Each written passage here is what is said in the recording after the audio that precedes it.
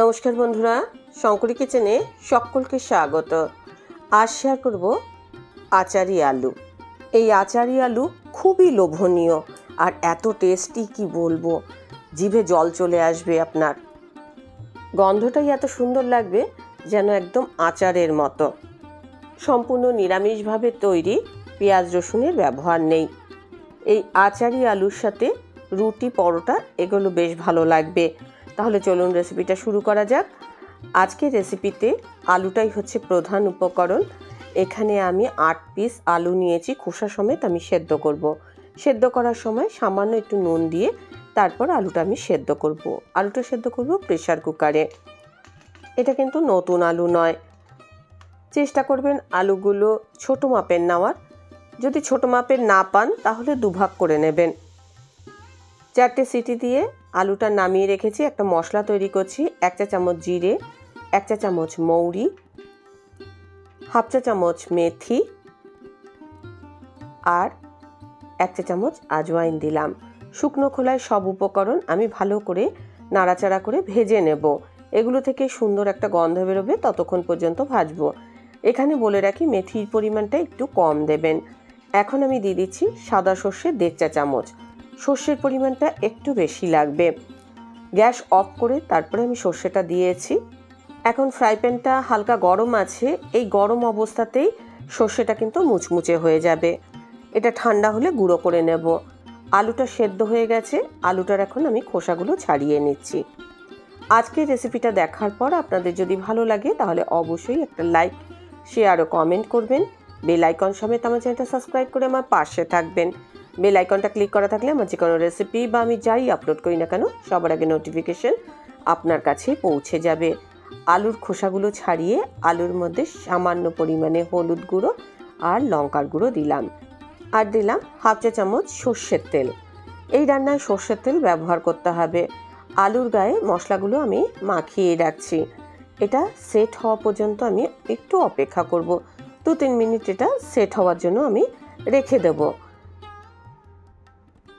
চলুন দেখে নিই এই রান্নায় আমি আর কি ব্যবহার করব।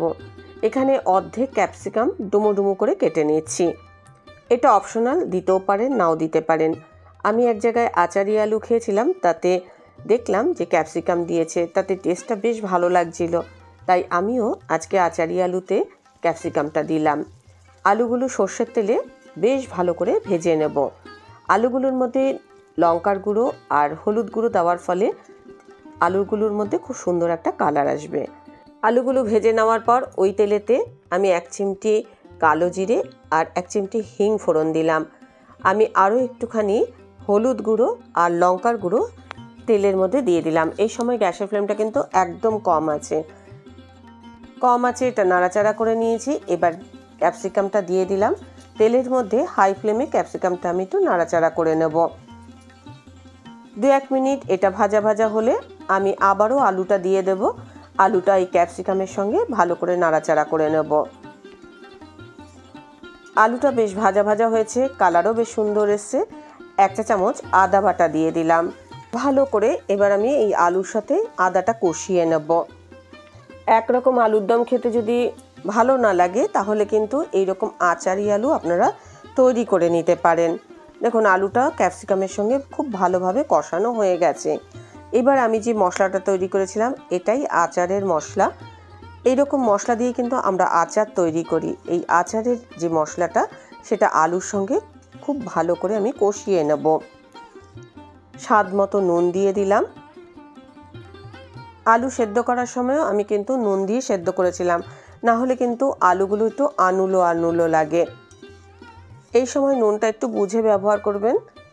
ভালো করে কষানো হয়ে গেছে। এবার এর মধ্যে আমি গরম জল অ্যাড করছি। ভালো করে আমি এবার ফুটিয়ে নেব। এই রান্নায় তেলের পরিমাণ একটু বেশি দিলে ভালো হয়, তবে আমি কম তেলেই রান্না করেছি। আপনারা কিন্তু একটু বেশি তেলেও রান্নাটা করতে পারেন। ভালোভাবে ফুটে উঠেছে। এবার যেটা দিতে হবে সেটা হচ্ছে আমচুর পাউডার, যাতে একটা টকটক ভাব আসে। ভালো করে মিশিয়ে নিলাম। কালারটা দেখুন কি সুন্দর হয়েছে। এবার আমি দিয়ে দিচ্ছি স্বাদ মতো চিনি। যেহেতু এটা একটু টকটক ভাব হয়েছে তাই একটু স্বাদের ব্যালেন্সের জন্য চিনি দিলে ভালো হয়। এইরকম গা মাখা মাখা অবস্থাতেই আমি গ্যাসের ফ্লেমটা অফ করে দিয়েছি। আচারি আলু একেবারে রেডি। এটা রুটি, পরোটা এগুলোর সাথে সার্ভ করুন। রেসিপিটা ভালো লাগলে অবশ্যই একটা লাইক দেবেন, প্রচুর প্রচুর শেয়ার করবেন। আমার চ্যানেলটা ভালো লাগলে অবশ্যই সাবস্ক্রাইব করে আমার পাশে থাকবেন। আজকের রেসিপি এই পর্যন্ত। দেখা হবে নতুন কোনো রেসিপি নিয়ে, নতুন কোনো এপিসোডে। এতক্ষণ আমার সঙ্গে থাকার জন্য অনেক অনেক ধন্যবাদ।